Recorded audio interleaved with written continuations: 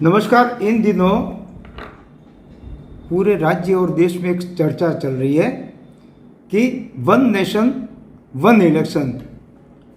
अब पता नहीं वन नेशन वन इलेक्शन ये बिल आएगा या लागू होगा या क्या होगा, ये तो अभी अतीत के गर्त में छुपा हुआ है।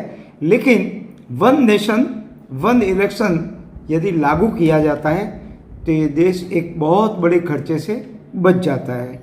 हमें एक वीडियो मिला है जो है प्रज्ञा संभाजी भगत, जो कि सांगली की है, और जो 9वीं छात्र संसद जो हुई थी उसमें प्रज्ञा भगत ने भाग लिया था। हमें ये वीडियो मिला है और प्रज्ञा भगत ने उस छात्र संसद के दौरान वन नेशन वन इलेक्शन के बारे में इतना कुछ कह दिया है कि सुनकर दिल भाग भाग हो जाता है। बताया जाता है कि MIT स्कूल पुणे में हुई थी। खैर जहाँ भी हुई हो, लेकिन प्रज्ञा भगत ने जो कहा है वह बात दिल को छू गई है। देखिए प्रज्ञा भगत क्या कहती है। On One Nation, One Election. Please put your hands and with a round of applause, please welcome Pradnya Bhagat. अखंड महाराष्ट्र के आराध्य दैवत छत्रपति शिवाजी महाराज, मंचस्थ समस्त विचारवंत और एक उत्तम दिशा में आकार लेता हुआ संपूर्ण युवागण। कुछ साल पहले हमारे देश के महान शास्त्रज्ञ और भारत के पूर्व राष्ट्रपति अब्दुल कलाम सर ने एक सपना देखा था कि हमारा भारत देश 2022 तक महासत्ता बनाना है।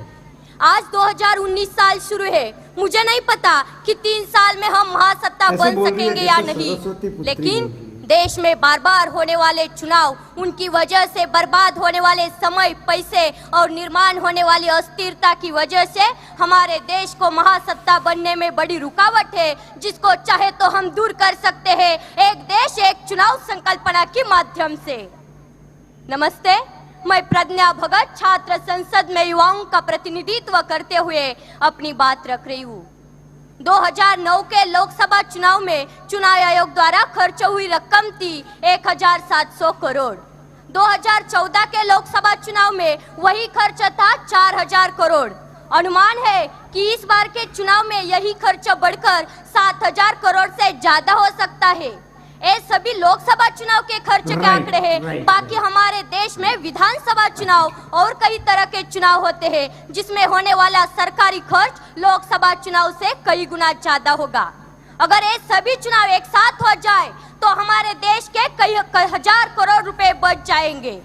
हमारे देश में जब विधानसभा चुनाव होते हैं तब देश के बहुत से केंद्रीय मंत्रीगण, यहाँ तक कि प्रधानमंत्री तक, सब नेता अपनी अपनी पार्टी के लिए चुनावी रैलियों में जाते हैं, जबकि उन्हें 5 साल देश के लोगों की समस्याएं सुलझाने के लिए चुना गया होता है। हर साल ये विधानसभा चुनाव होते हैं और हर साल ये मंत्रीगण अपना यही समय रैली में गवा देते हैं। अगर एक देश एक चुनाव संकल्पना साकार हो जाए तो बाकी चुनावों के कार्यक्रम विपरीत हो जाएंगे। हमारा देश कई हजार करोड़ रुपए से बच जाएगा और 5 सालों में एक ही बार चुनावी रैलियों के लिए जाना पड़ेगा। यह एक बहुत बड़ा फायदा हमारे भारत देश के लिए होगा। ना रुकेगा आचार संहिता की वजह से विकास और ना वो जाएगा प्रशासकीय व्यवस्था के ऊपर। बस इस पूरी संकल्पना में मुझे एक दिक्कत दिख रही है। अगर किसी लोकसभा या किसी विधानसभा में कम संख्या बल होने की वजह से कोई सरकार समय से पहले गिर जाती है या खारिज हो जाती है तो ऐसे समय में क्या किया जाए? क्योंकि अगर उस खारिज हुई विधानसभा या पंचायत का चुनाव फिर से किया जाए तो देश के बाकी चुनावों के कार्यक्रम के विपरीत हो जाएगा। अगर इस विषय पर हमारे संविधान में कोई हल बनाया जाए और हमारे कायदे मंडल की ओर से कोई अच्छा नुस्खा निकाला जाए तो बाकी सब काम आसान हो जाएंगे। हमारे देश का बहुत सारा पैसा बच सकेगा। प्रशासकीय व्यवस्था पर हर बार आने वाला प्रेशर भी भारी मात्रा में कम हो जाएगा और हम गर्व से कह सकेंगे हम होंगे कामयाब, हम होंगे कामयाब एक दिन।